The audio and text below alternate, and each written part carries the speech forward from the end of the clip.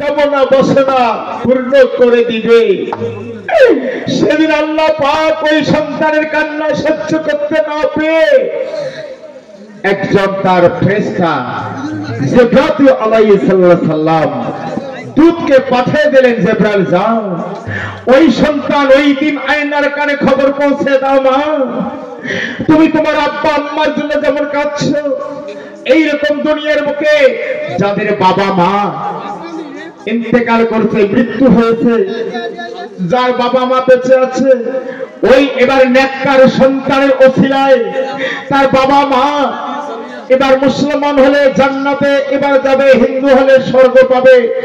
যদি তার বাবা মার খেদমত করে নেওয়ালা একজন ইমানদার আল্লাহর খাস বান্দা নবীর উম্মত একজন বাবা মা সেবাভক্তকারীর কাছে দুটি হাত পেতে বলো, মা ওগো আমার আল্লাহর বান্দা বান্দিরা, ওগো আমার নবীর উম্মত উম্মতিরা, ও আমার কৃষ্ণ প্রেমিক, এবার দেখো ভক্তমণ্ডলীরা, একজন বাবার তরফ থেকে একজন পুরুষের মধ্যে একজন মায়ের মধ্যে আমি এই জায়গাতে দুহাত পেতে আমি একটুখানি ভিক্ষা চাবো। কিসের জন্য? ওই সন্তান ইতিমের জন্য। তাই এমন একজন দরদি পুরুষের মধ্যে একজন ভাই ইমানদার, দেখি আপনারা কেমন বাবা মার সেবা করনে ওয়ালা, দেখি কেমন আপনারা আল্লাহর নবীর উম্মত, আল্লাহর বান্দা নবীর উম্মত, কেমন সনাতন ধর্মের মধ্যে কৃষ্ণ ভক্ত গৌ ভক্ত, কেমন সন্তান দরদি মা এবং বোনেরা দিদিরা, একজন নবীর উম্মত খাস ছেলে সেবেক দিলে মাত্র 205 টাকা দান করবেন। আর একজন মা এবং বোনের মধ্যে 105 টাকা যদি দান করতে পারেন, এই পয়সাটা আমরা নিজে খাই না, এই পয়সাটা আমরা মন্দির মসজিদ এবং গরিব মানুষের পেটির বিয়াতে এই পয়সাটা আমরা এবার সাদগায়ে জারিয়া দান করে দেই। এই পয়সাটা ফজিলতে কাল কিয়ামত রোজ হাসরের মাঠে এমন এবার মাথার উপরে সূর্য নেমে আসবে হাসরের দিনে, এবার ওই সূর্যের তাপে মাটি ফেটে ফেটে এবার মাটি মনে হয় আগুন জ্বলবে, মাথার মগজ এবার দেখো গলে টপ টপ করে পড়বে, নাকে কানে ছিঁড়ে পড়বে। এই টাকাটার বিনিময়ে এই টাকাটা নূরের রুমাল হয়ে মাথার উপর ছাউনি দিয়ে রাখবে। একজন ইমানদার ভাইয়ের কাছে 200 না থাকলে 100, 100 না থাকলে 50, একজন ভাই, একজন নবীর উম্মত, একজন আল্লাহর বান্দা খাস দিলে দান করবে। একজন মা এবং একজন বোন, একজন দিদি, একজন মাসি বা কাকি মহব্বতের সহিত ওই ইতিমের জন্য একটু এবার দান করবেন। মা এই পয়সাটা কখনো বিফলে যাবে না। যারা সন্তান দরদি, যারা বাবা মা হারা দুনিয়ার মুখে ইতিম হয়ে গেছে, ইতিমকে যেন আমরা ভালোবাসতে পারি, মহব্বত করতে পারি, কেউ খালি হাতে ফেরাবেন না। 10, 20, 30, 50, 100 দান করলে যত বেশি দান করবেন তত বেশি নেকি এবং সওয়াব বা পুণ্য।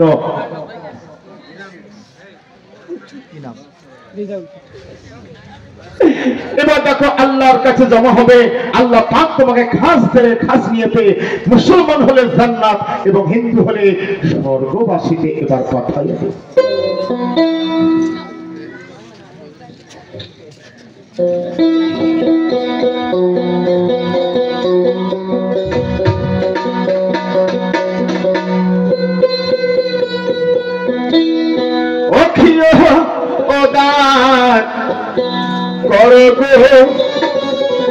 ভাইব ওনেরা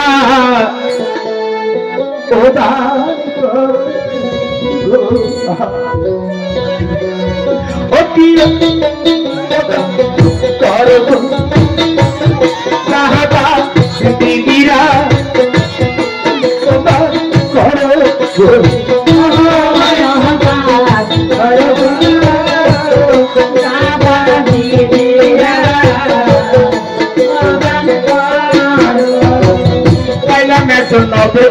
আমার ভাই 120 টাকা দান করেছে, তাই ভাই আমি নবীর উম্মত মান্নামা 120 টাকা করে গেছে, তাই দানের জন্য আমি তো যাব করে কালি কঠিন রোজা হাসরে জানো তাই আল্লাহ পিতা মাতারে সুখে শান্তি দিও ওই না কবরে বিনাহি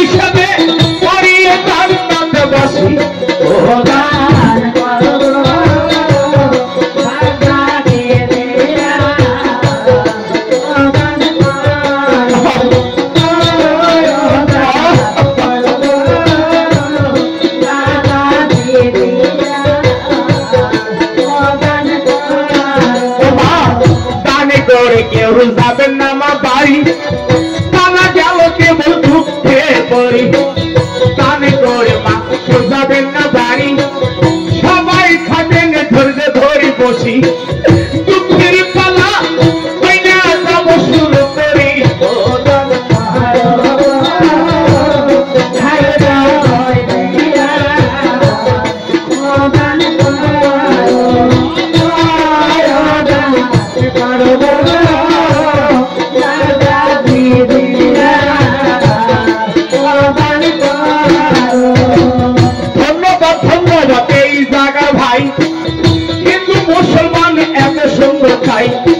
অনেক সনাতন ধর্মের চাইলাম দেখো দাদা নীলি থানা আতা বড়ই সাদা 150 টাকা করে ভাই দাঁড়ি করেছেন সনাতন ধর্মের চাই সনাতন ধর্মের আমার অনেক মান্যমান বড় দাদা সত্যি ভাই করেছে দান এটাতে ভাবে কি করিল দান সুখী রাখিও ও ভগবান বিদাতা তার ঘরে করিল দান সুখী রাখিবেন অন্য ভগবান ভক্তের অধীনে ভগবান সুখী রাখুন নারায়ণ দিনে হিসাবে করিবে স্বর্গবাসী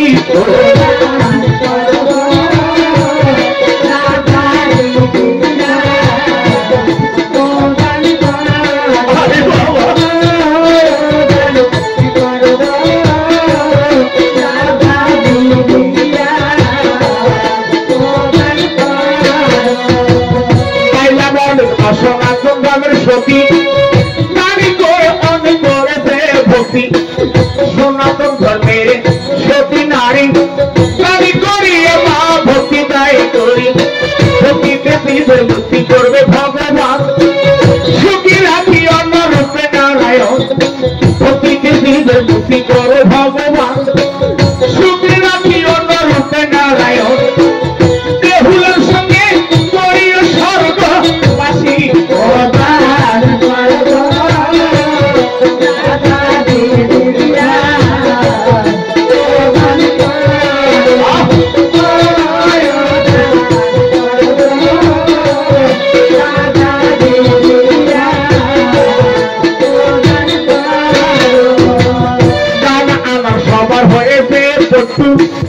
কোথায় গান কমিটি ভাই অন্য শত্রু তারা আনে বার সবাই পটু কোথায় কমিটি ভাই অন্য শত্রু শত্রু ভাই বড় বড় মান্যমান তার উদ্যোগে শুনতে যাই গান শত্রু দাদা মান্যমান তার জন্য শুনতে যাই গান কোথায় আছেন আমার শত্রু ভাই জান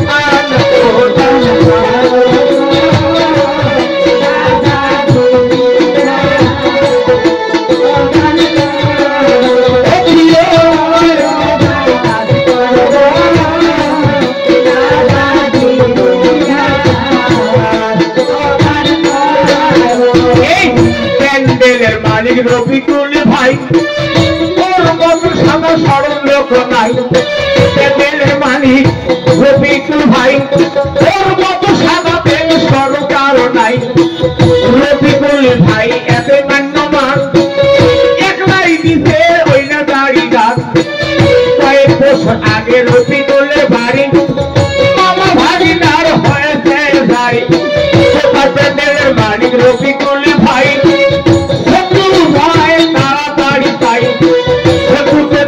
আসবি তারা ওই না তারি আসর তা আনি করি কেটু এবার রফিকু আর শত্রু কথা ভুলিতে না পারি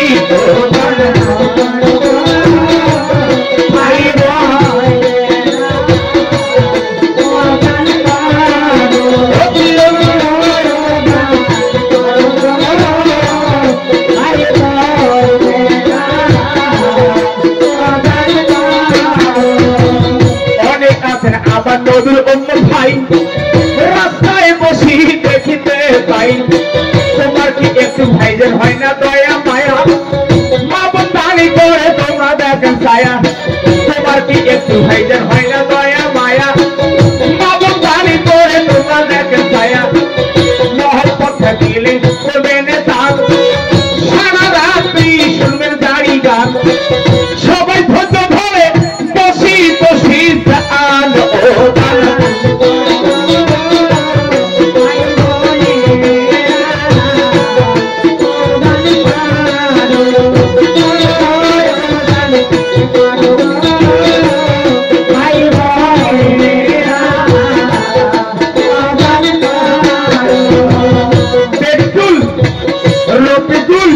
সত্য ভাই গেল কেন বা আসরতে নাই রফিকুল আর সত্য ভাই গেল কেন বা আসরতে নাই যার উদ্যোগে সুন্দরী গান শেষবার মতো করবে তাই গান যার ধৈর্য সুন্দরী গান শেষবারে করবেন গান গানের কথা ছাড়ি বাবা গেছে দুঃখে পড়ি সবাই শোনেন পুরুষ আরো নারী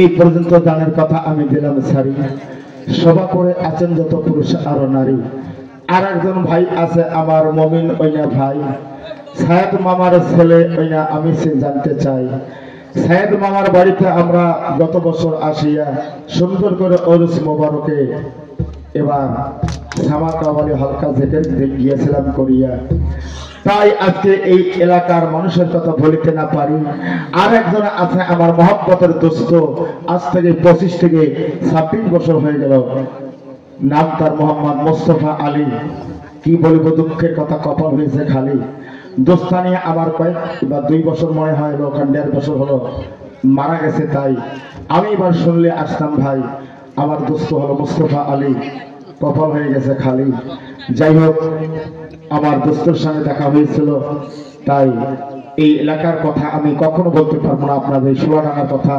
আল্লাহর কথা জীবনে কখনো বলতে পারবো না যে আমার মামাই ছিল এত আমাকে নিজের ছেলের মতো করে আদর করেছিল মানুষ করেছিল আজকে তার বাসায় আমরা অনেক দিন যাবত খানা খেয়েছি তাই আনোয়ার ড্রাইভার আমার তাওয়াই বাবু হয় তাই আজকে এই খানকার কথা জীবনে কখনো বলতে পারবো না তাই মহব্বতের সহিত আস্তে আস্তে আপনারা সকলে এখন প্যান্ডেলের ভিতরে মায়েরা বোনেরা বসবেন সবাই একটু চাপাচাপি করে বসেন এবার সুন্দরভাবে গান শুনুন এবার বিভিন্ন এলাকায় জায়গায় জায়গায় থাকলে অসুবিধা হয় মায়েরা দিদিরা বোনেরা একটু আসেন ভিতরে আসেন ভাইয়ের ঘর একটু সুন্দরভাবে একত্রিত ভাবে বসে আমাদের দুঃখের কাহিনী কারা সবাই শুনে যাবেন আজকে যার উদ্যোগে এই গান শুনছেন প্যান্ডেলের মালিক রফিকুল ইসলাম এবং আবার ছোট্টু ভাইয়ের বাড়িতে এত সুন্দর করে খাবার আদর যত্ন করেছে ভাই দেশি মুরগা চড়াই জবাই করছে বলতে পারবো নাই এত সুন্দর মান সম্মান আমাদের দিয়েছে তাই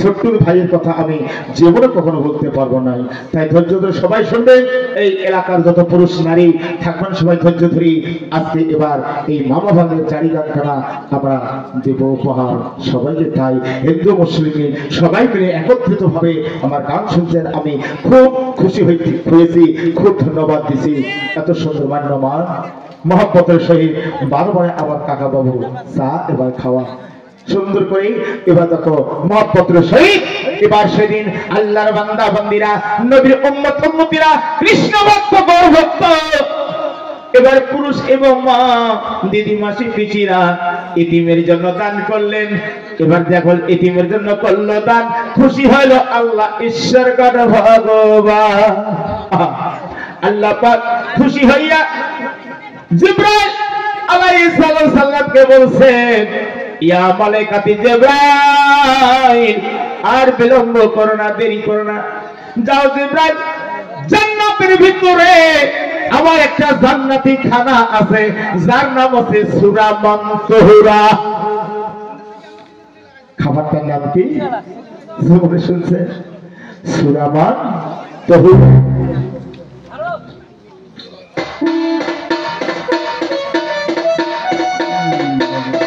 এই সূরা মানসুরা খানা আল্লাহ জিবরাইলকে বলছে ও জিবরাইল রে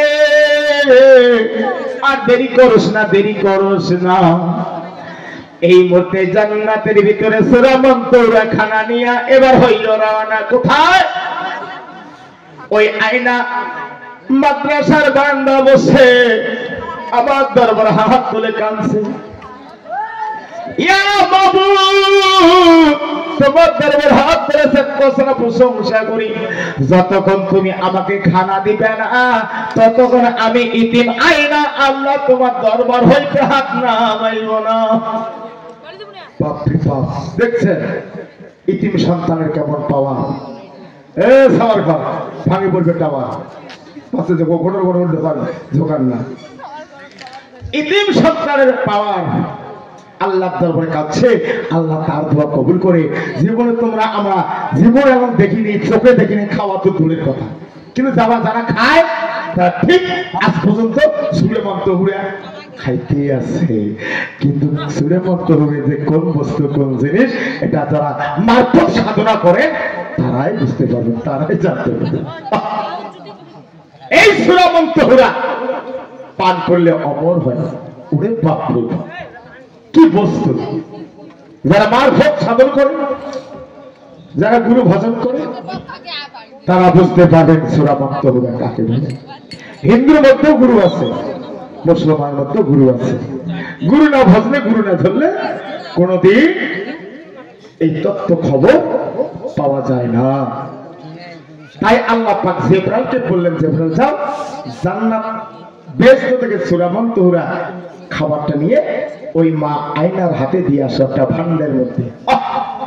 আয়নার হাতে যখন সূরা মুত্তাহিদার খানার ভান্ড আল্লাহ জিবরাইলের মারফতে পাঠাইল, জিবরাইল আসিয়া এবার মা আয়নার হাতে দিল।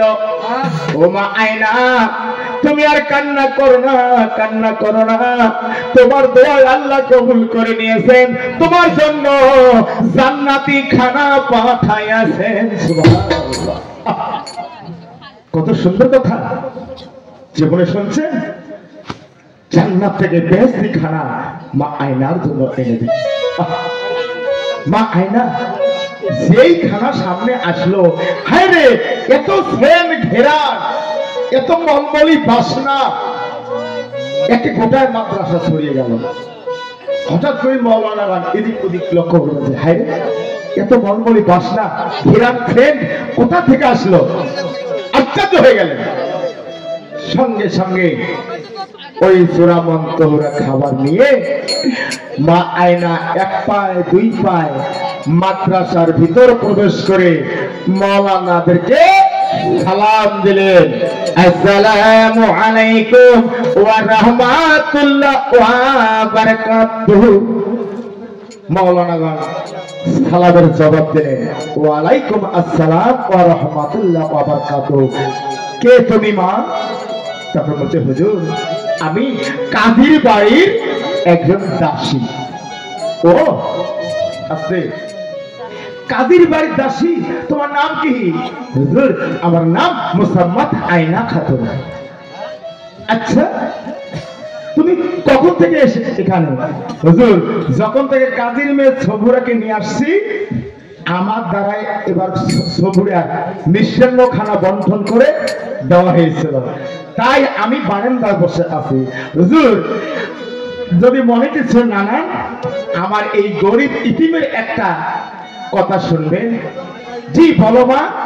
হুজুর আপনার সবার দাওয়াত রইল, আমি একটু আপনাকে মিষ্টান্ন খানা দেব, আপনি যদি গ্রহণ করেন খুব ভালো।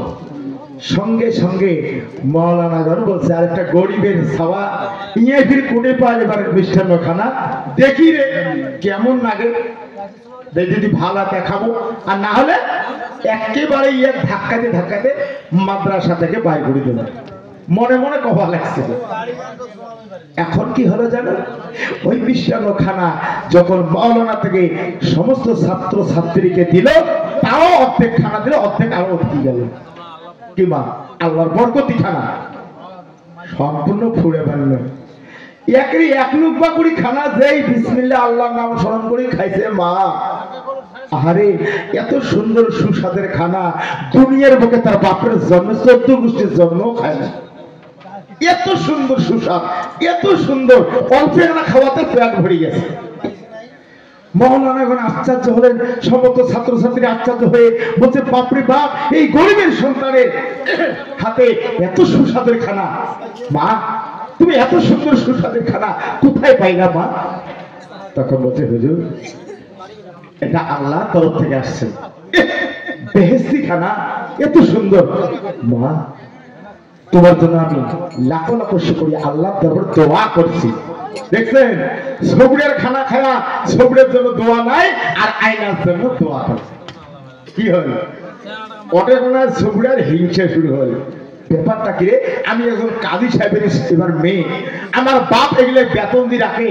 হ্যাঁ, আমার বাপ এত বড় ধনী জমিদার বাদশাহ মতো একজন কাজী সাহেব, আর আমার মিষ্টান্ন খায়া আমার উপর দোয়া নাই, আশীর্বাদ নাই, আর সামান্য একটা চাষির খাবার খায়া তার উপর দোয়া করলো। দেখছেন এটাই ওনার টেনশন। ওই খানা খাওয়ার পর আয়না প্রথম কোরআনের সবক দিলেন। ও মা জানেন তো, সর্বপ্রথম আমার সনাতন ধর্মের মায়েরা আমার আরবির মধ্যে পবিত্র কোরআন পাকে আল্লাহ পাক সূরা নাযিল করেছেন। কি জানেন ছিল? আউযু বিল্লাহি মিনাশ শাইতানির রাজিম, বিসমিল্লাহির রহমানির রহিম। সর্বপ্রথম বলেছেন আলিফ লাম মিম যালিকাল কিতাবু লা রাইবা ফি হুদাল লিল মুত্তাকিন আল্লাযীনা। ও মায়েরা বোনেরা, সর্বপ্রথম যে তিনটা অক্ষর এবার দিয়েছেন আলিফ লাম মিম। ওরে জেনে রাখো ওরে মুমিন, এই আলিফ লাম মিমের অর্থ তিনটা অক্ষরের মানে যে মুসলমান ভাই এবার জানতে পারছে, বুঝতে পারছে, তত্ত্বতয় করতে পারছে, সেই ব্যক্তি আল্লাহর খাস মুমিনে বান্দা হয়ে গেছে। বুঝতে পারছেন? আর হিন্দুর মধ্যে তো ব্রহ্মা বিষ্ণু মহেশ্বর, আর মুসলমানের মধ্যে তিনটে অক্ষর আলিফ লাম মিম। এই তিন অক্ষরের মানে যে ব্যক্তি তয় করতে পারছে, বুঝতে পারছে, আলিফেতে কি, লামেতে কি, মিমেতে কি, হ্যাঁ, তারাই তো আল্লাহ মুমিন বান্দা হয়ে গেছে। আয়না বারান্দা থেকে ওই আলিফ লাম মিম যালিকাল কিতাবু লা রাইবা ফিহি হুদাল লিল মুত্তাকিন বলতেছে। বাহ, বলছে যে এই কোরআনের মধ্যে কোনো জাল নাই, কোনো ভেজাল নাই, আল্লাহর সহি জবানের বাণী, মুখের বাণী, আল্লাহর পবিত্র কোরআন। এটাকে তয় করতে হবে। 30 পারা কোরআন, হ্যাঁ, এটা হলো জাহিরি, আর 60 বাতনি, তারপর আছে 96,000 কালাম, 6,000 আরো উঠবে। ওই 6,000 খবর যায় জানছে তাই একদম আল্লাহর সঙ্গে মিশে গেছে। তোমার আমার ক্ষমতা নেই। বুঝতে পারছেন? তা বেশি আর কিছু ভেঙে বললাম না, ইঙ্গিতে বলেন বুঝে যাবে। তা যাই হোক, আয়না আস্তে আস্তে কোরআনের সবক নিলেন, সবুরের ভিতরে পাঠ করে, বাকি ছাত্রছাত্রীও কোরআনের সবক নিয়ে পাঠ করে, আর আয়না কলবের মধ্যে গেঁথে গেঁথে নিচ্ছে, কলবের মধ্যে গেঁথে গেঁথে নিচ্ছে। তাই বলছে কি জানো,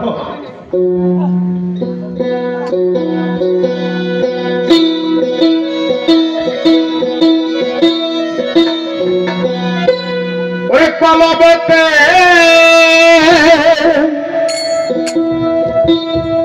ওমা ওই না আল্লাহর আরশ, আহারে খুঁজে দেখো রে মুমিন ভাই, বাবা ওরে পাক পাঞ্জাতন নূরের খেলা,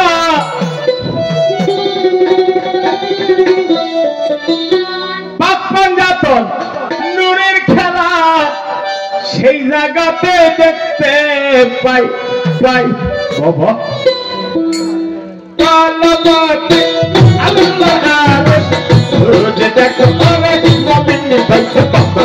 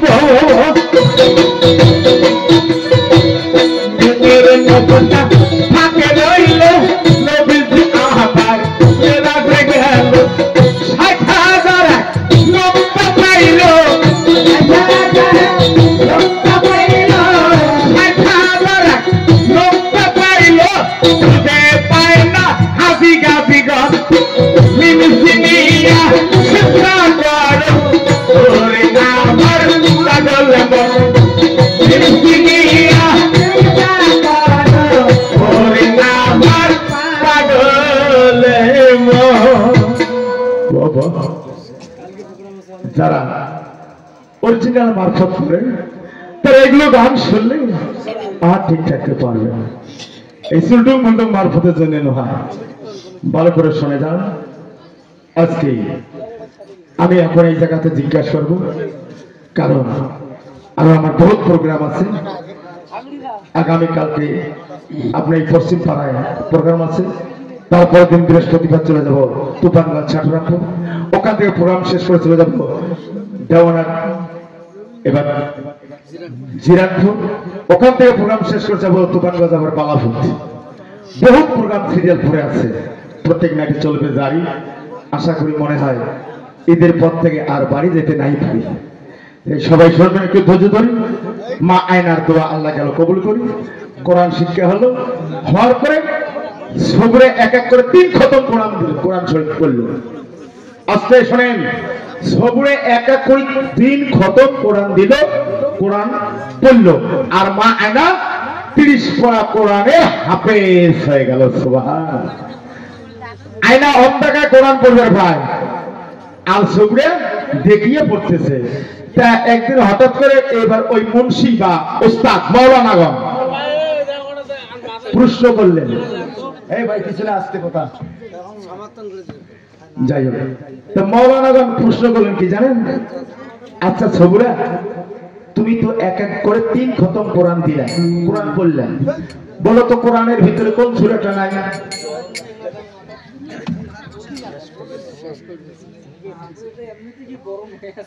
কি মায়েরা, বোনেরা, ভাইজানেরা, কোরআন তো মোটামুটি কম বেশি না অনেক পড়ছেন। কোরআনের ভিতরে কোন সূরাটা নাই? আর এই সূরাটা ছাড়া নামাজ হবে না। সবরা একটা করে 3 বার প্রশ্ন করলো, সবরা উত্তর দিবার পায় না। হ্যাঁ, আর আয়না বারান্দার থেকে শুনতে শুনতে আস্তে আস্তে 1 পায় 2 পায় দরজার পাশে যায় মৌলানাদেরকে সালাম দিয়ে বলছে, হুজুর আপনারা যদি অনুমতি দেন তাহলে আমি এই প্রশ্নের উত্তরটা দেব। সবরে ছাত্র ছাত্রী, সবরে মাস্টার মৌলানা সবাই তাজ্জব হয়ে গেলেন। আর ইয়াই কোনোদিন মাদ্রাসা বড় আরবি কায়দা বই আনিল না, পড়া পড়িল না, হ্যাঁ ইমাই ফিরবে প্রশ্নের উত্তর দেয়। আয়না তুই পাগলি হচ্ছিস নাকি? আবল তাবল বলছিস, যদি উত্তর দিতে না পারিস তার কি অবস্থা হতে জানিস? হুজুর যদি উত্তর দিতে পারি, আমাকে উত্তর দিতে না পারি আমাকে যা শাস্তি দিবেন আমি মাথা পেতে গ্রহণ করব। আর যদি উত্তর দিতে পারি তখন কি হবে? তাহলে তোমার জন্য আমরা হাজার হাজার লাখ লাখ কোটি কোটি দোয়া করবো। ঠিক আছে, ঠিক আছে, বলো তাই না কোরআনের ভিতরে কোন সূরাটা নাই? বলছে হুজুর কোরআনের ভিতরে আত্তাহিয়াত সূরাটা নাই। ভালো করে জানেন আত্তাহিয়াত সূরাটা কোথায় কায়দা হয়ে গেছে, হ্যাঁ না? কিন্তু কোরআনের মধ্যে নাই। তা আত্তাহিয়াত সূরা ছাড়া নামাজ হবে? দেখছেন কত দূরের কথা। যদি কইবেন আত্মাহিত সূরার জন্মটা কোথায় হয়েছে, তাহলে ওটা এক করেন। এই জন্য জারি জ্ঞান খুব খুব মন দিয়ে শুনতে হয়। হিন্দু শাস্ত্রে অনেক কথা আছে, কারণ সনাতন ধর্মের যেখানে শাস্ত্র নেই অনেক কথা আছে, কিন্তু বলার সময় নাই, অল্প 2-4 জন আছে তো তাই।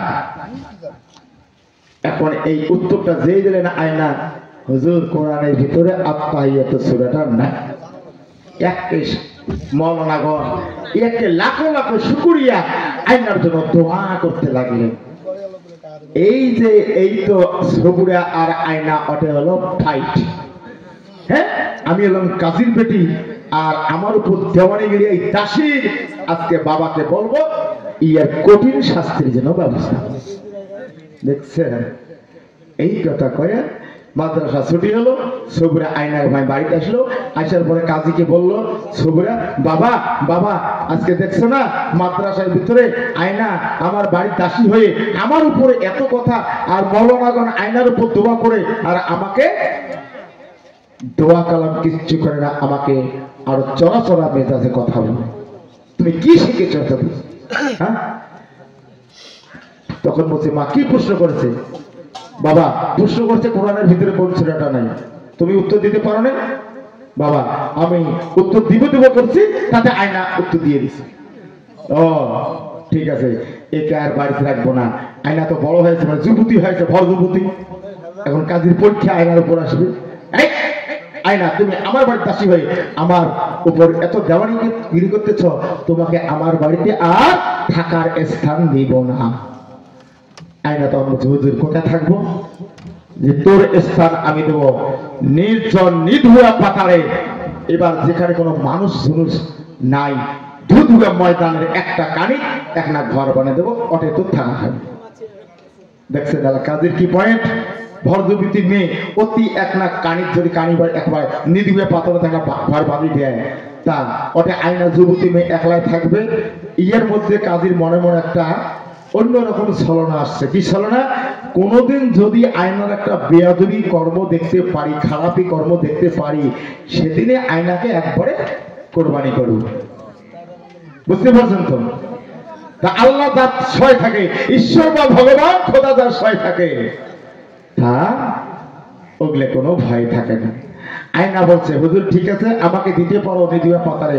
আমার একটা দাবি যে কি, আমার সঙ্গে একটা পবিত্র কোরআন শরীফ দিও। আমি কোরআন খানাকে নিয়ে একাই নির্জন ঘরে থাকবো। আর মঞ্জুরকে থাকার জন্য মাদ্রাসার একটা রুম পাশে একটা রুম বানাই দিলে তুমি মাদ্রাসা থাকো, আর সবুরে একলা আয়না একাই ওই নির্জন ঘরে থাকবে। দেখছেন, নির্জন ঘরে আয়না একলাই এখন থাকে। আয়না কিন্তু এক ওয়াক্ত নামাজ ফেল করে না, 5 ওয়াক্ত নামাজ পড়ে। 5 ওয়াক্ত নামাজ পড়ে গভীর রাতে কোরআন তেলাওয়াত করে। এই তেলাওয়াত করতে করতে আল্লাহ হঠাৎ করে কি করলো, আয়নার ঘরের বাতি তেল দেওয়া বন্ধ করলো। তখন তো কারেন্ট ছিল না, তেল দিয়ে কেরোসিন তেল দিয়ে বাতি জ্বালাইতো, কেরোসিন তেল দেওয়া বন্ধ করলো। আয়না তখন আল্লাহর কাছে কাঁদতেছে, সংক্ষেপে বলছি কারণ কমিটি শেষ করতে বলছে পালাটা। আয়না তখন আল্লাহর কাছে কাঁদতেছে। আল্লাহ পাক জিবরাইল মারফতে আয়নার কপালে একটা নূরের জ্যোতি লাগায়। এই কপালের নূরের জ্যোতি এত সুন্দর ঝলমলা হয়ে গেল, অন্ধকার ঘরটা আলো। ওই নূরের জ্যোতি দিয়ে কোরআনের অক্ষরগুলো দেখতে পাচ্ছে। গভীর রাত্রে কোরআন তেলাওয়াত করে এমন সময় একজন ব্যক্তি আসলো। নিশি রাত্রে এমন একটা ব্যক্তি আসলো। ওই নিশি রাতে কায় আসবে গ্রন্থওয়ালা? ওই যুবতী মেয়েটার ঘরও আছে, যুবক ছেলে যাওয়ার দরকার নয়। ওখানে কে আসলো জানেন? হযরতে বড় পীর আব্দুল কাদের জিলানী রাহমাতুল্লাহ আলাইহি। সুবহানাল্লাহ। আয়নার কোরআনের সুর শুনিয়া ঠিক থাকতে পারে নাই। বড় পীর আব্দুল কাদের জিলানী রাহমাতুল্লাহ আলাইহি গভীর রাত্রে এসে দরজায় টোক মারতেছে। টোকা একবার, দুইবার, তিনবার, এই 3টে টোকা মারছে। আয়না কোরআন বন্ধ করে বলছে, কে এত গভীর রাত্রে কে আসলে আমার ঘরে? নিশ্চয় কোনো চোরা বা গুন্ডা ব্যক্তি আসছে। আয়না কথা বলে না। 3টা টোকা দেওয়ার পরে ওই এবার বড় পীর সাহেব মধুর কণ্ঠে ডাকছে, ও মা জননী, তুমি এত সুন্দর কোরআন পাঠ করো মা, তোমার কোরআনের সুর শুনে গাছের পাতা পর্যন্ত ঝরে ঝরে পড়তেছে। ও মা জননী, তোমার কোরআনের সুর শুনে ঠিক থাকতে পারলাম না আমি। মা একটু দয়া করে দরজাটা খুলে দাও, একবার তোমার এবার দেখো পবিত্র মুখখানা আমি দেখবো। কে তুমি মা? এত মধুর সুরে মধুর কণ্ঠে এবার কোরআন তেলাওয়াত করো। যখন একবার, দুইবার, তিনবার মা করে ডাক দিল, আয়নার আত্মাটা দিলটা তো বসেই ঠান্ডা পানির মতো হইল। নইলে তো অবস্থা খুব খারাপ। আয়না চিন্তা করছে, যদি গুন্ডা বা চোরা ডাকাত হইতো আমাকে তো মা বলে ডাকতো না, লাঠি দিয়ে দরজা ভাঙ্গে ঘরে প্রবেশ করতো। আমাকে যখন মা বলে ডাকছে তখন আল্লাহর নাম স্মরণ করে বিসমিল্লাহ বলে দরজাখানা যাই খুলে দিল। খুলে দেওয়া মাত্র দেখে মনে হয় পূর্ণিমার চন্দ্র মাটিতে নেমে এলো। এত সুন্দর নূরানী চেহারা, ভল ভলা, এত সুন্দর দাড়ি, হাতে তসবিহ, এত সুন্দর নূর মনে চমকিতেছে। আকাশের পূর্ণিমা তাদের মতো বয়স্ক বড় পীর আব্দুল কাদের জিলানী রাহমাতুল্লাহ আলাইহি দেখছেন। সঙ্গে সঙ্গে সালাম দিয়ে বলছে, হুজুর আপনি কি? আপনাকে তো চিনতে পারলাম না। বলছে, আমার নাম বড় পীর আব্দুল কাদের জিলানী রাহমাতুল্লাহ আলাইহি। ওরে বাবা, সঙ্গে সঙ্গে পাত পড়ে গেলেন। হুজুর আমরা যখন ছোট্ট ছোট ছিলাম বাবা মার মুখে তোমার কথা শুনেছি বাগদাদ শরীফে তুমি থাকো, তোমার দেখার জন্য আমরা বাগদাদ শরীফে 2 ভাই বোন রওনা দিয়েছি, ঝড়ের তুফানের মধ্যে যাইতে পারি নাই, কাদের বাড়িতে আমরা বড় হয়েছি আপনাকে দেখার জন্য। সেই বড় পীর আব্দুল কাদের জিলানী আমার ঘরে নিজে এসে গেছে। সুবহানাল্লাহ, কত ভাগ্যবান কি মা, ওই রকম ভাগ্যবান আমরা কেউ হতে পারবো? দেখছেন, সঙ্গে সঙ্গে আব্দুল কাদের জিলানী রহমতুল্লাহ পায়ে পড়ে গেল, বাবা আপনি এত গভীর থেকে কেন আসছেন? তখন বলছে মা তোমার নামটা কি? বাবা আমার নাম মোসাম্মদ আয়না খাতুন। মা তোমার এত সুন্দর পবিত্র কোরআনের সুর, তুমি এত সুন্দর কোরআন কোথায় পড়া শিখেছো?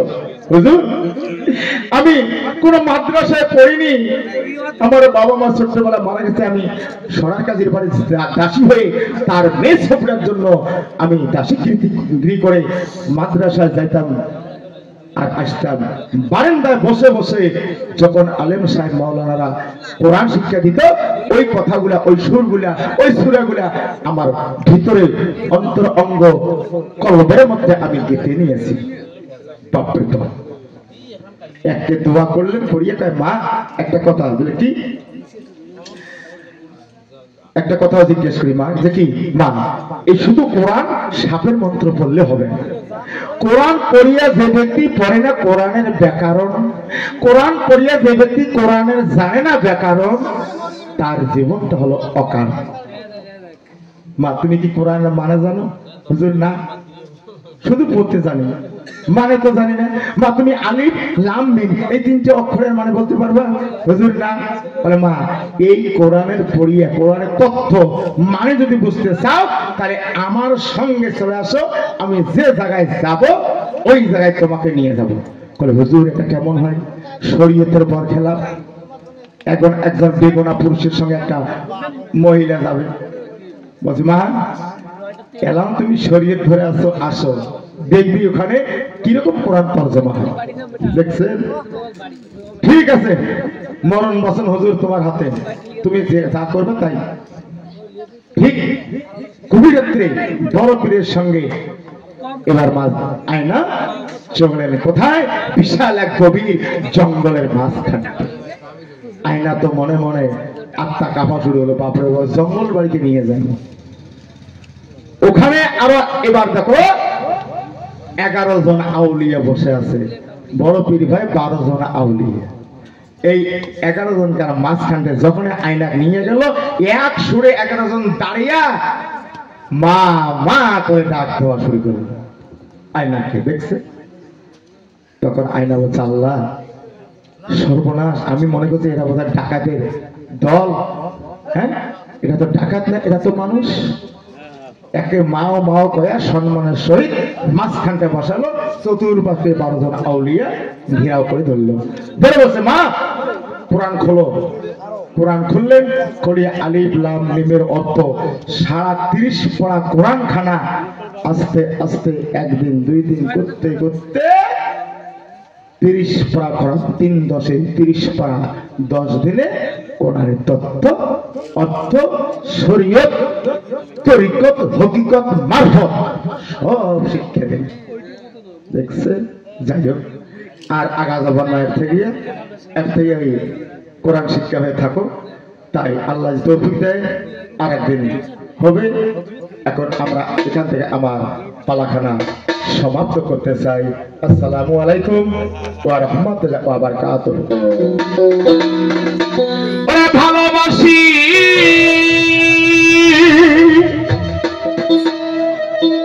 বলে গো মুর্শিদ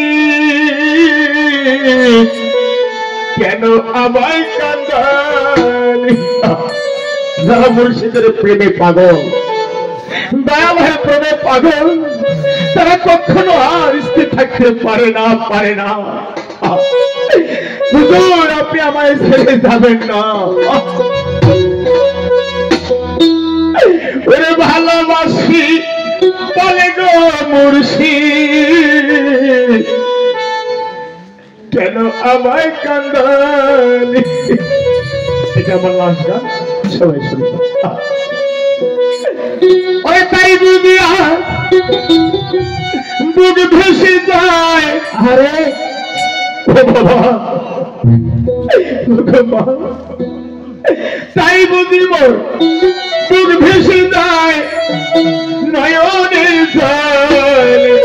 ওগো দয়া কেন আমায় কান্দালে? আরে ভালোবাসি তোমাকে মুর্শিদ, আমায় কান্দালে। ওগো দয়া আমায় কান্দালে।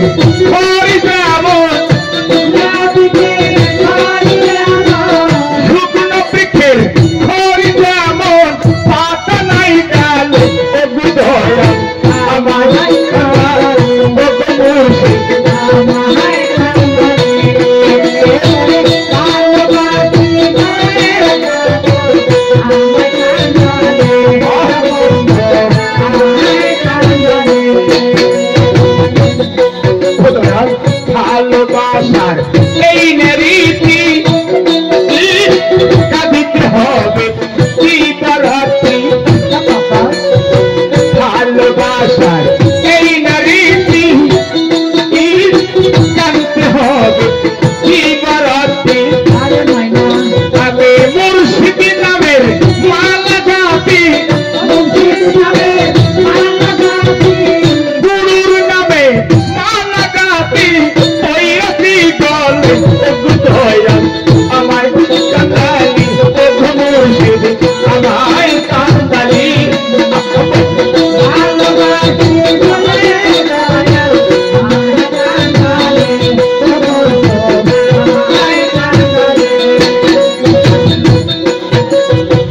এই অধীনের এই না কথা দিও না হুজুর মনে গো ব্যথা।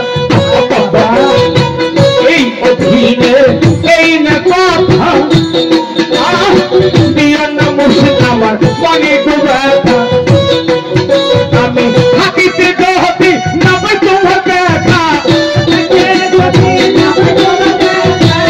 থাকিতে যদি নামে তোমার দেখা, তাই না মরিলে ওগো দয়া